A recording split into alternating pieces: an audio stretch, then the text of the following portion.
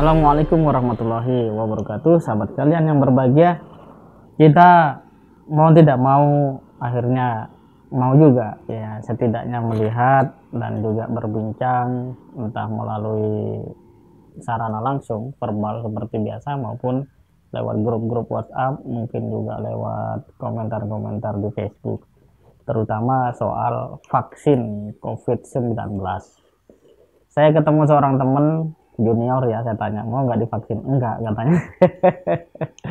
Ditanya kenapa, karena dia merasa belum mendapatkan informasi yang betul-betul valid bahwa vaksin itu diyakini lah oleh banyak orang sebagai hal yang efektif, aman, dan memberikan manfaat dibanding mudarat.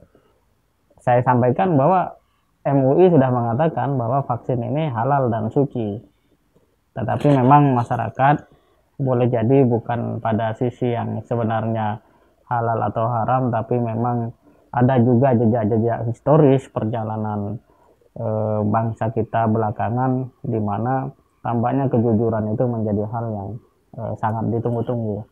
Nah, kita bisa pastikan bahwa semua hal itu akan berjalan dengan baik jika syaratnya dipenuhi.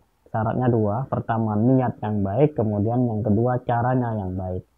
Ketika kita sebagai seorang penguasa, kalau kita belajar dari bagaimana pemimpin besar seperti Umar bin Khattab itu menetapkan sebuah kebijakan, yaitu betul-betul berorientasi maslahat kepada masyarakat, maka sebenarnya edukasi, sosialisasi itu tidak perlu dilakukan dengan memakan waktu yang cukup panjang atau tahapan yang cukup rumit. Cukup dengan memberi contoh misalnya.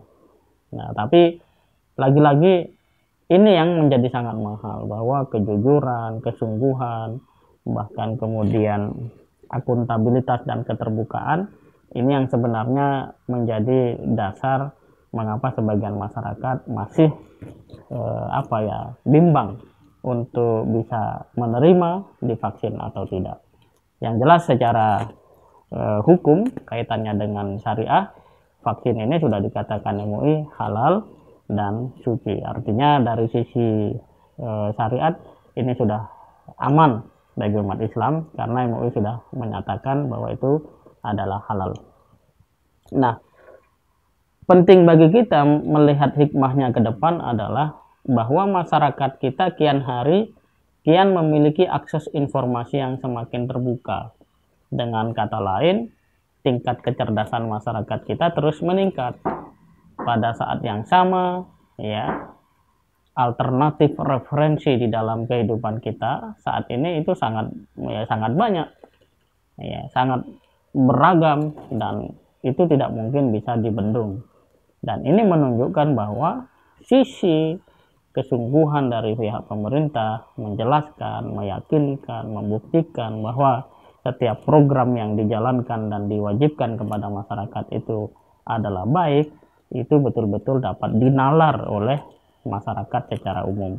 Karena pada dasarnya logika masyarakat soal apapun itu sederhana. Apa keuntungan yang dia terima, apa mudarat yang akan terhindar, dan tentu saja secara jangka panjang ini memberikan nilai manfaat apa. Dan itu logika dasar masyarakat di negara manapun saat ini ketika menerima atau mendengar kata apapun yang diwajibkan pemerintah, terutama kalau kata vaksin, saya pikir logika dasar yang bekerja adalah seperti itu. Nah, kita juga menjadi sangat terbuka ruang untuk semakin bimbang ketika anggota DPR dalam ini Ridva Ciptaning itu justru mengatakan dia tidak mau divaksin. Nah, ini kenapa? Padahal beliau adalah anggota DPR, satu sisi juga berkarir di partai yang mendukung pemerintah itu sendiri. Pada akhirnya kita memang harus meyakini dan memastikan bahwa apa yang kita pilih dalam hidup kita itu betul-betul berdasarkan ilmu. Yang kedua, referensi, informasi itu sangat terbuka luas.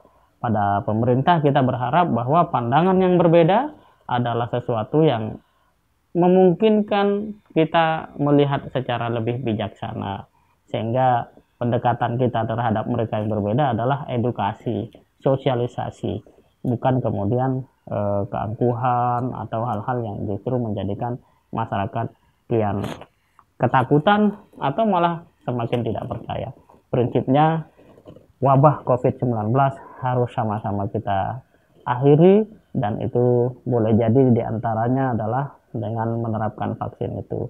Tetapi ketika proses meyakinkan masyarakat itu memang butuh pembuktian, di sini semua harus sabar, harus bersungguh-sungguh. Pada akhirnya karena kita adalah masyarakat yang berbangsa dan sepakat untuk di dalam negara kesatuan Republik Indonesia.